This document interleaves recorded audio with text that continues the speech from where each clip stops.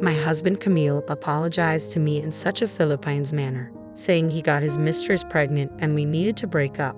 I was dumbfounded, and my affection for him ran out 6 months ago. Is the mistress someone I know? I asked. Yeah, it's Kyra. Remember meeting her again at Alice's wedding reception. Since then, my husband seemed completely unashamed. Alice's wedding was the year before last, so you've been cheating for over a year. Alice was a college classmate, and Kyra was a junior 2 years behind me. She was in the same research group as Alice, and we played tennis together in college, so I remember her well. She was nicknamed Little Devil behind her back and was quite famous in a way. Huh. Oh, is that so? Time flies when you get older. My husband just laughed it off. What on earth was he thinking? I can't understand him at all. I'm Viola, 30 years old. I met my husband in the college tennis club despite him being 5 years older at 35. He often showed up as an alumnus who loved happy hours, had lots of friends, and was friendly with everyone. He took great care of freshmen and was kind, but I later realized it was limited to girls after we started dating. I cried many times due to his cheating habits back then, but I loved him and married him right after graduation. But once I started working, I got to know the real him, or rather, his useless side. He frequently appeared in the tennis club's clubhouse, acting all high and mighty with the juniors because he was completely ignored by his peers. The truth was he was so incompetent at his job that he wasn't given any serious responsibilities. Even now, there's no prospect of a raise or promotion. He's just a pretentious good-for-nothing who can't do his job or household chores. I tried various things to change him after we got married, but his refusal to change made me give up. The reason I had to divorce him wasn't just that work was busy and it was a hassle, but also because his parents were good people, a reason that had nothing to do with my husband himself. So look, we need to split up quickly because of the baby coming. You can have this apartment, and I'll leave. That's the end of it, okay? I was taken aback by his careless words and my husband's sly grin. What? No way. Let's part ways cleanly. This is not a good opportunity. As I neared my 40s, I started wanting a child. I had graduated college and started working as a full-time employee. I found myself in a situation where I was earning more than my husband, and my company offered excellent parental and maternity leave benefits. I was ready to start a family, but despite our efforts, it just wasn't happening, and it broke my heart. The love I once felt for my husband had dwindled away, especially after discovering his affair and the news that he got the other woman pregnant. I was determined to cleanly and completely end the relationship. What infuriated me even more was his lack of remorse.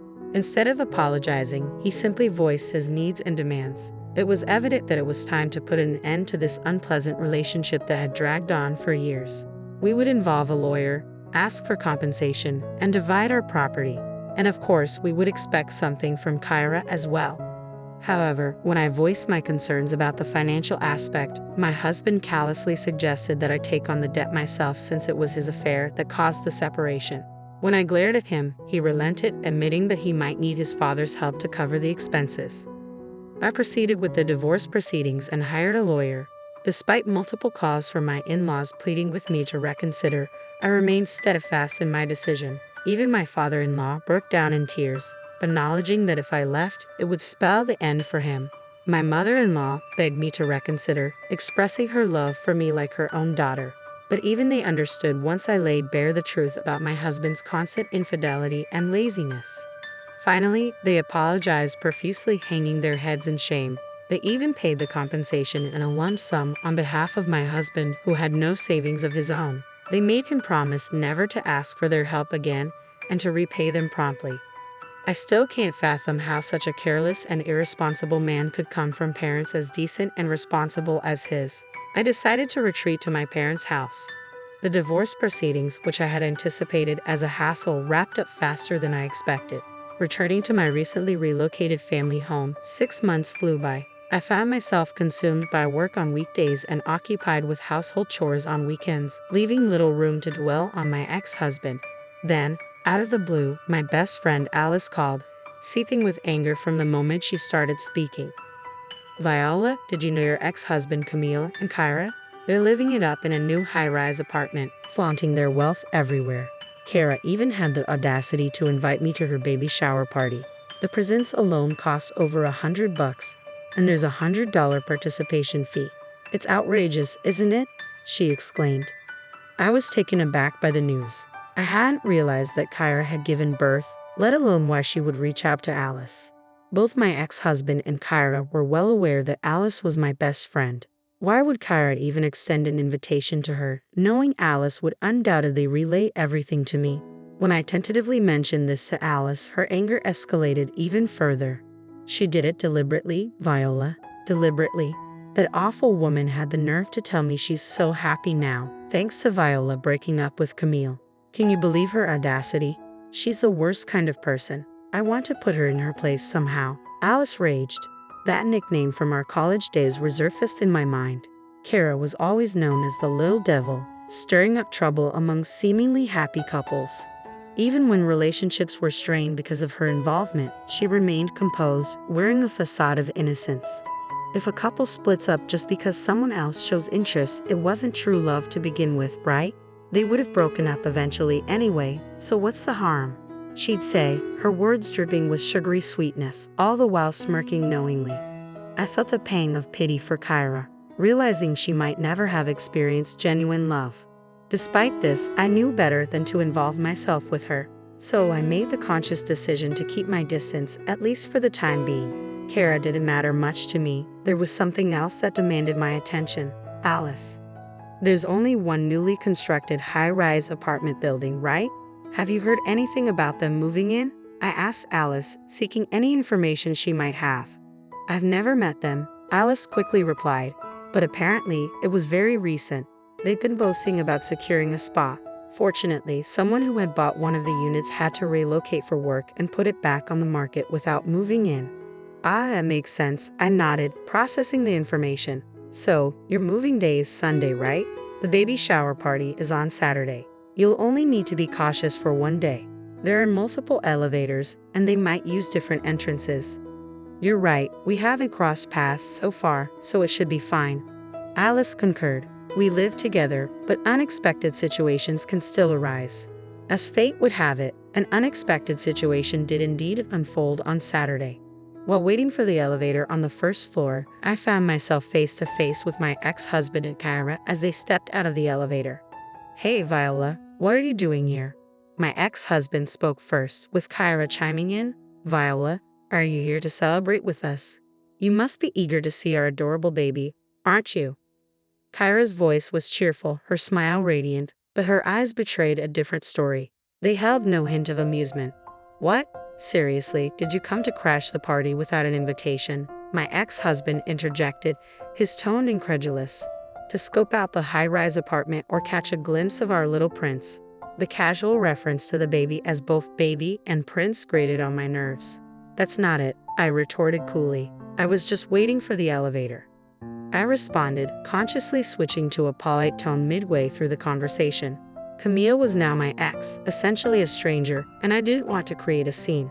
Ha, so you're planning to visit my house after all? Camille remarked with a hint of amusement. You're so silly, Viola. Stop being stubborn. Perhaps you're just envious of our luxurious high-rise apartment and our adorable little prince. Do you still harbor feelings for me? Are you feeling lonely and longing to see me again? Camille, that's not acceptable, I interjected firmly. Regardless of any lingering emotions you think I may have, you're now married to Kyra. It's inappropriate for me to barge into your home uninvited. And as for jealousy, Kyra, you're mistaken. But I appreciate your concern. Camille continued, dismissing my words. Sorry, Viola, but Kyra and our son are our top priorities now. You're not welcome here. As I listened to their conversation, I couldn't help but feel perplexed. It had been 6 months since I last saw my ex-husband, and yet his mindset remained as irrational as ever. Kara's attitude was equally baffling. It dawned on me that my cheating ex-husband and his new partner were a perfect match in their own peculiar way. Reflecting on it, I regretted wasting my precious 20s on Camille. I'm utterly ashamed of my past with Camille, wishing to bury those memories deep in darkness. If only I had ended things sooner without making excuses, I wouldn't have to endure this nonsense from my ex-husband and his partner. My words seemed to strike a nerve with Camille, who retorted, What's that? You're really lacking charm. Learn from Kyra. Even her jealousy is endearing. She's just given birth, yet she still takes the effort to look stylish for me. Don't you find her admirable? Not at all embarrassed. I replied calmly. I was simply going to the grocery store. I was dressed in a plain white t-shirt and jeans, clean and presentable. That's the problem. I grew tired of your simplicity. Camille snapped. Enough already. We have nothing to do with each other. Just go home. Annoyed by his dismissive tone, I retorted, actually, this is my home. Seeing their disbelief, I had to explain. I've been living with my parents in this high-rise apartment for 6 months now. My father was approached by salespeople when talks of selling the land he owns arose. They suggested that living in a high-rise would be more convenient, especially as he's getting older. While it's not entirely our land, we received a substantial sum from selling it. During negotiations, we were able to move into one of the higher floors for much less than market value. Camille was taken aback. You're landowners with that much money. If I had known, I wouldn't have agreed to the divorce. Give me back the compensation money. There's no need for a property settlement, I replied firmly. The compensation was a result of your affair, and the property settlement was a matter between us as a married couple. As I spoke, I noticed Kyra mumbling to herself, her silence speaking volumes. I caught it. I can't believe Viola is living in a high-rise. I thought I had totally won, Kyra exclaimed, shooting me a glare. But Viola, you don't have a baby or a loving partner, do you? I haven't lost yet. Look, Kyra, I was never competing with you, I replied calmly. In fact, I'm thankful to you for giving me the opportunity to break up with Camille. Oh, and I'm moving out of my house tomorrow, so I don't think we'll see each other again. What? Why? You just moved into a high-rise, they both exclaimed in surprise. I shrugged, explaining, maybe it's a matter of different values. It just wasn't a good fit for my family. I found living in a high-rise unsuitable for hanging laundry outside. There are no balconies on the higher floors for safety, and only some windows can be opened. It wasn't suitable for my mother and me, who preferred drying laundry and bedding in natural sunlight and wind without using a dryer. Plus, the intense sunlight made it too hot even with the air conditioning on. The building also shakes quite a bit during even a magnitude 3 earthquake. It's designed to sway to prevent collapse, and the higher floors shake more. It was terrifying. Most stressful of all was the daily elevator ride. It gets crowded during the morning commute, and it takes time since it stops on each floor. The advertised 3-minute walk from the station felt much longer in the elevator. We were too bothered by the drawbacks unique to high-rise living, so we decided to move to a regular house with a garden. After all, luckily, our apartment sold quickly at almost the same price we bought it for. As I finished explaining, both my ex-husband and Kyra grinned. Oh, so we'll never see each other again. So, a high-rise wasn't suitable for commoners like you. It's more suited for an elite celebrity family like mine, Kyra remarked sarcastically. I couldn't comprehend how he arrived at that conclusion, but one thing became abundantly clear. What I grew to despise and ultimately gave up on was that facet of you, pretentiousness without substance, and unwillingness to change or exert any effort. I reached my breaking point with you, but it's all right now. You're beyond repair, so goodbye, I repeated, echoing my ex-husband's own words back to him. Stepping into the just-arrived elevator, I glanced at Kyra, who was glaring at both my astonished ex-husband and me. Right before the doors closed, I added one final remark. By the way, are you sure the child is truly yours? My ex-husband looked utterly perplexed, prompting me to clarify. I mean exactly what I said, right, Kyra? You understand what I'm implying, don't you? As the doors closed, I didn't know what transpired next in reality. However, during our struggle to conceive, I underwent tests at the gynecologist, which revealed no issues on my end. I began to suspect the problem might lie with my husband, but he adamantly refused to get tested. Hence, I delivered that incendiary parting shot. Later, I heard from a mutual friend who attended Kyra's baby shower. Despite boasting about their high-rise lifestyle, my ex-husband and Kyra were residing on the 3rd floor. Additionally, despite their extravagant demands for gifts and participation fees, only cheap snacks from the grocery store were served. When a friend voiced a soft complaint, Kyra reportedly exploded, demanding gratitude for the chance to see her baby up close and insisting on payment. This sparked a heated argument between my ex-husband and Kyra, leaving their gathering in disarray. Thanks in part to my earlier cryptic remark, it was revealed that my ex-husband and Kyra had moved into a high-rise but were struggling financially, attempting to swindle money from their friends through fabricated reasons. Their deceit caused outrage among their friends, who promptly left. Meanwhile, my family and I settled into a single-family home with a garden, where I recently welcomed an adorable kitten. Our former high-rise was embroiled in controversy due to significant defects and illegal construction methods, making it unsellable. Reflecting on our situation, we realized we were unexpectedly fortunate.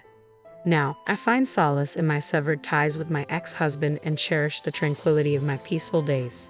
As I hang the laundry on a sunny afternoon, my kitten sometimes curls up on the clothes, its adorable sleeping face bringing me a sense of contentment. Today, like many others, was a good day.